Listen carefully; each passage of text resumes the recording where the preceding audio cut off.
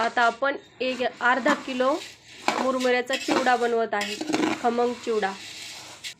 अर्धा किलो चिवड्यासाठी आपण शेंगदाणे घेतलेले आहेत, खोबऱ्याचे काप करून घेतलेले आहेत, डाळ्या घेतलेल्या आहेत, कढीपत्ता घेतलेला आहे, मिरची घेतलेली आहे,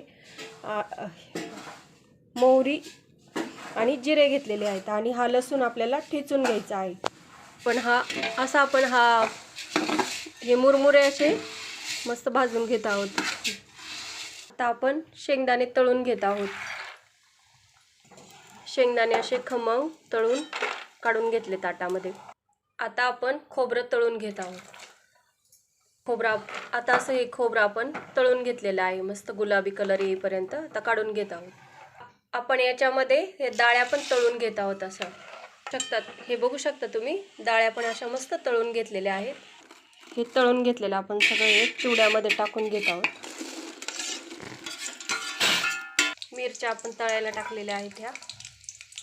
आता ही तळून घेतलेली मिरची काढत आहोत। मोहरी तडतडायला टाकत आहोत, चांगली तडतडून घ्यायची। चालू करू आपण आता लसूण टाकतोय त्याच्यामध्ये। आता आपण ते जिरे टाकत आहोत। पण याच्यामध्ये ना कढीपत्ता टाकत आहोत। आता आपण त्याच्यामध्ये टाकत आहोत चवीनुसार हळद, आपल्याला रंग येण्यासाठी चिवड्याला। त्याच्यानंतर टाकत आहोत लाल तिखट आपण टाकत आहोत आणि चवीनुसार मीठ पण त्याच्यामध्ये टाकत आहोत। त्याच्यानंतर हा आहे सुहाना चिवडा मसाला, हा पण आपण त्याच्यामध्ये टाकत आहोत।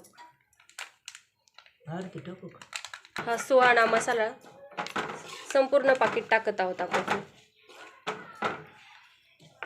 आपण आता हे सर्व तळून घेतलेलं या चिवड्यामध्ये सर्व टाकत आहोत।